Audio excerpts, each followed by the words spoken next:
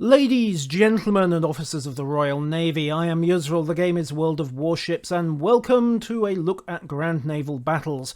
I was going to do today's video on the recent changes to the Type 93 torpedoes, but, well, they can wait. The fires are raging high enough on that topic anyway, and I want to double check a few numbers before I stick my oar in.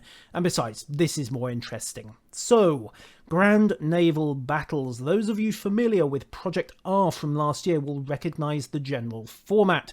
There are missions, milestones, goals, and treasures aplenty to be had. Indeed. However, one little thing about the background art that you may not have noticed. Obviously, you can probably recognise the ships. On the right, we've got one of the US high-tier cruisers. It's a New Orleans, a Baltimore, possibly a Des Moines. I'm not actually sure, despite saying that you could recognise them. I didn't say I could. I don't have enough experience with the US heavy cruisers yet. The highest one I've got is the Pepsi Cola. Next across, we have got what is fairly obviously an Omaha, that twin forward turret, and then the barbette guns are a dead giveaway. Russian cruiser, I don't even know why that's sailing in concert with two US cruisers and a US battleship, but there you go, it's a strange, strange war that we're sailing in at the moment. And on the left, a US battleship, two twin turrets forward, early style tripod mast. That's got to be a New York, hasn't it? Well, actually, no, it isn't. Look at the pennant number, BB39. That is the USS Arizona. Interesting little Easter egg there. The Arizona, of course, was a Pennsylvania class and gained her most lasting fame for being one of the few ships that wasn't salvageable after Pearl Harbor on account of having exploded, killing 1,177 officers and men. She now forms the basis of a permanent memorial in the harbour at Hawaii. But I digress. Let's move on. You have got a progress bar. This is much the same as we had for Project R. We are chasing diamonds rather than pearls. Diamonds, after all, well, we flooded the market on those last time, didn't we? The value still hasn't recovered, and many, many small businesses are lamenting our efforts and doubtless threatening death, lawsuits, and all other manner of calumny. The event itself has a timer as well. If we do not get this bar filled by the 8th of June, we are going to miss out on the super secret reward. So secret, in fact, that it barely lets you highlight the blasted thing, and even then it just tells you it's a secret. Way to go, Wargaming, you bunch of teases. I somehow don't think it's going to be Kitakami, however. How do you earn your diamonds? Well, there are missions to be had. There are two kinds. The first are the permanent missions. You have until the 8th of June to get these done.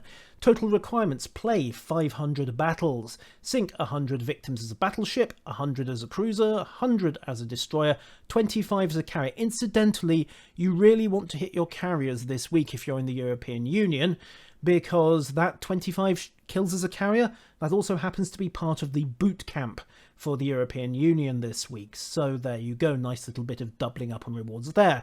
Although why as a carrier driver you'd want November Echo Sector 7 flags is beyond me. Chances are that's the last flag you want to see on the enemy team, but there you go. Total rewards for these are 500 diamonds. We also have the weeklies. Now, this is week 1 setup. Win 10 battles, 20 diamonds. Play 10 as a carrier. Again, nice synergy there with week 1's boot camp and the permanent missions. And get 10 kills with a tier 5 ship. So, Minakaze, Kamikaze, Kongu, New York. Have yourself a happy old time this week, ladies and gentlemen, because it's going to be an interesting time down at tier 5. Tier 3 ships, I'm so sorry.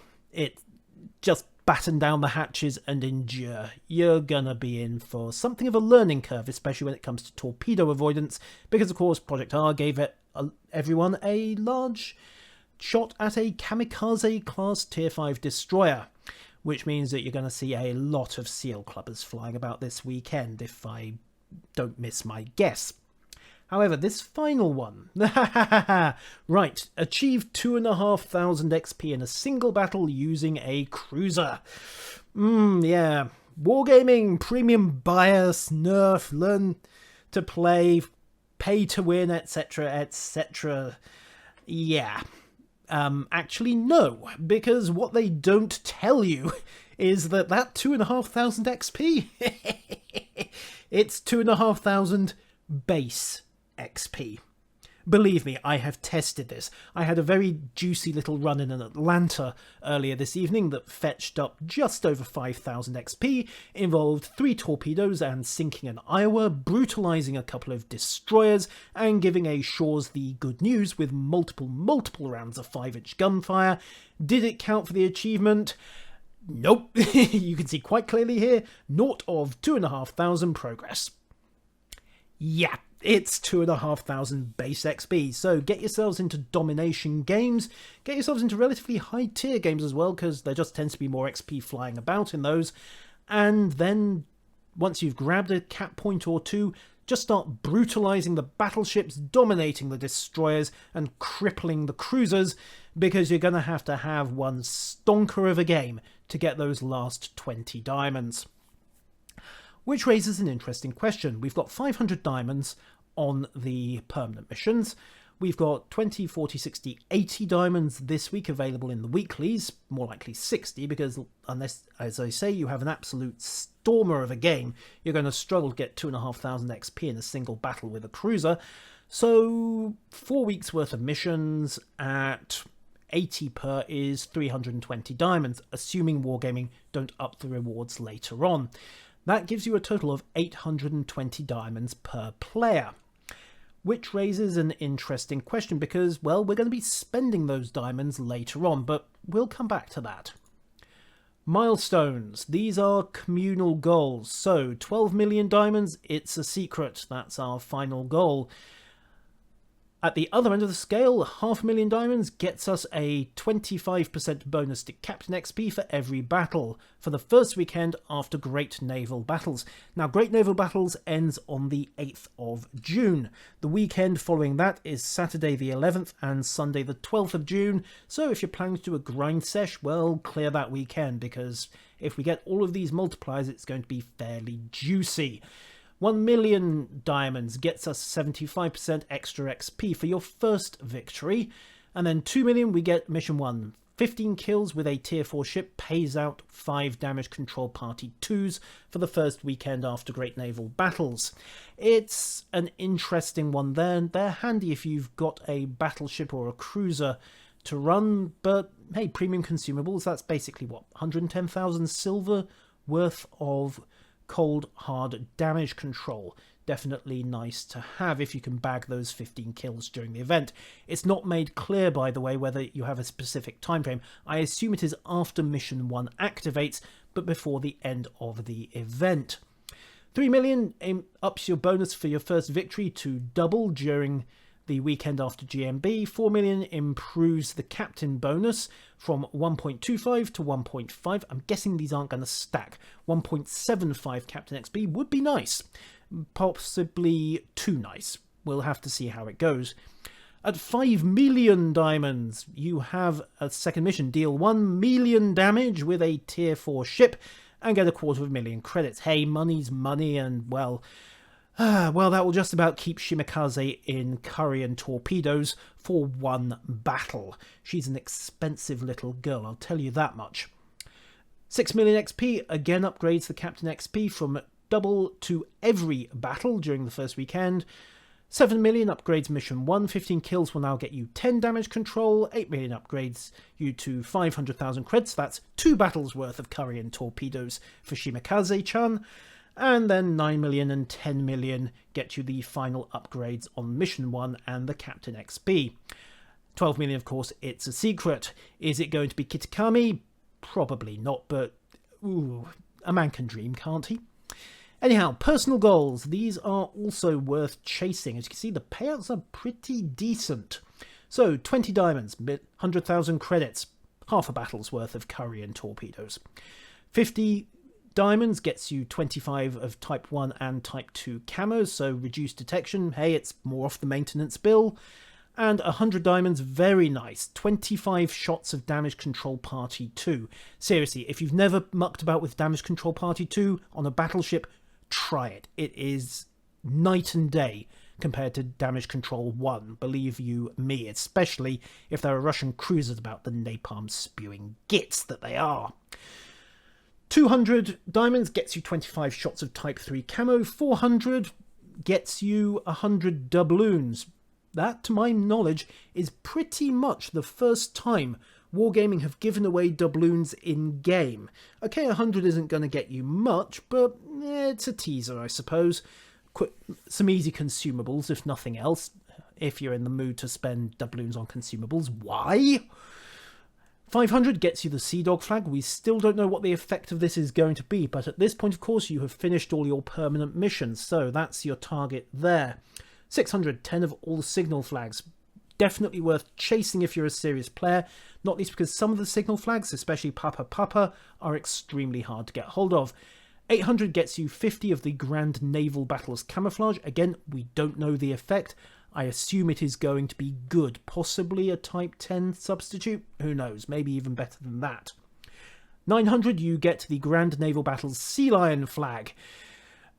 Wargaming, you might want to rethink that name. I know you want to give the impression of the lion, majestic, powerful, deadly to anything that gets in its way. But when you say sea lion to an Englishman, the only thing that I think of is the miserable failure that was the autumn and winter of 1940 for the Germans. So, yeah, maybe rethink that one. Just a thought. And finally, at 1,000 diamonds collected... Wait, 1,000 diamonds? 100 naval battles come up. Wait, how are we going to get 1,000 diamonds? Because, go back to the missions for a second. Week 1, permanents 500. Week 1, 580. Another 3 weeks, 820. So, yeah, that pretty much confirmed it. Wargaming's weekly missions are going to get more lucrative as we go on. This is just an opening teaser. Hopefully they won't get harder as it goes on, because that's going to be a tall order, 2,500 XP in a single battle, but it's doable. However, I digress. That finishes up the milestones and the personal goals as well, your little personal milestones to chase. The innovation, although I think the US had this for Project R, are the treasures and the rewards. Now, a lot of these are tickets to lotteries. So you've got the Italieri Bismarck, the Italieri Arpeggio, and the Wowspim. Arpeggio, I believe, is actually, yeah, it was around here somewhere. I'm sure I saw the Italieri Arpeggio being mentioned. I may have been hallucinating that. Apparently I was.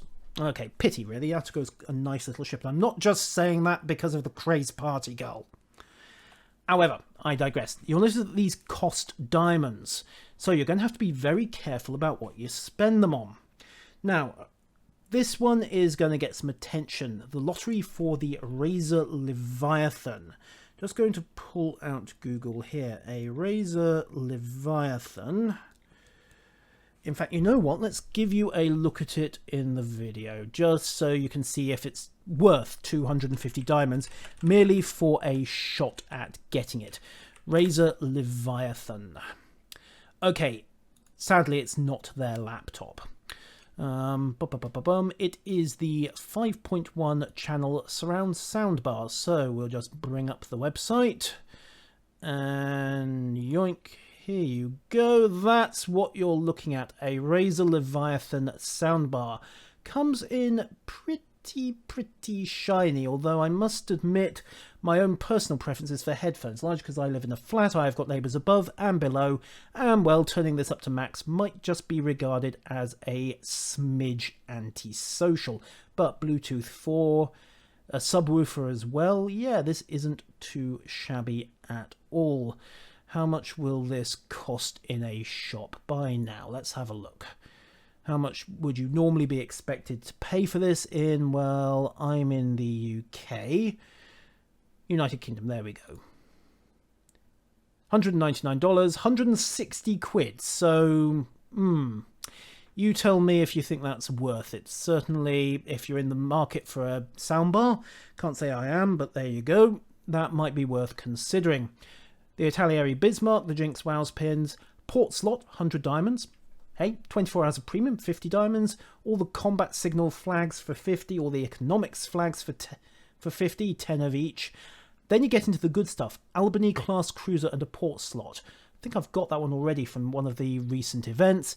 The Tachibana, whichever, port slot, 150. I believe that's a low-tier Japanese cruiser, if memory serves. Let's just recheck that as well. World of Warships, Tachibana. Okay, and such. Okay, so... Yep, Tier 2 Japanese destroyer. This is courtesy of Ship Comrade, so we'll just, again, hoik this over and borrow their website to have a look at the numbers. Yoink. What have you got? So, Tier 2 premium ship to be determined. This might be a little on the old side. Survivability, 7,000 hit points, no armor worth speaking of. Torpedoes are the 457mm, 5km Type 42 Mod 1s. Nice reload, 22 seconds, but they only do 44 knots. And, well, her concealment is... Actually, she's pretty damn stealthy. 5.2 kilometers. You might even be able to get her down to under 5 kilometers with a concealment expert, because, of course, she may well be a premium captain. So put concealment expert on her and things could get interesting. But Type 2 Japanese destroyer, there you go. The Smith is, if memory serves, a US destroyer, again around about Tier 3, I think, maybe Tier 2. And the Katori is a Japanese cruiser. We also have second week runs on the Essex, 3 days of premium, second round of draws on the Jinx badges, and a week's worth of premium. Bingo, there's the Atago. Random ticket to the draw, again 4 to be won. You'll notice these are greyed out, so I assume they are going to activate once the first round of draws are done. But that pretty much wraps us up. So, here we are, Project R Part 2 Electric Boogaloo. And yeah, definite an improvement on the first Project R. It remains to be seen what the secret ship is going to be, or even if it is going to be a ship. Who knows? But some of those rewards are worth having. There are some draws for you to drop your diamonds in if you're so inclined, or you could just pick up some easy bonuses. I'm not clear whether you can buy multiples of these port slots and premium accounts, but if you can, it'll get interesting. Most people, I suspect, will just save up for the 3 days and 7 days premium. I suspect they won't stack, because that would just lead to people blowing all their diamonds on the 24 hours premium. Then a week later, the 7 days opening up and people going, Wargaming, refund, please.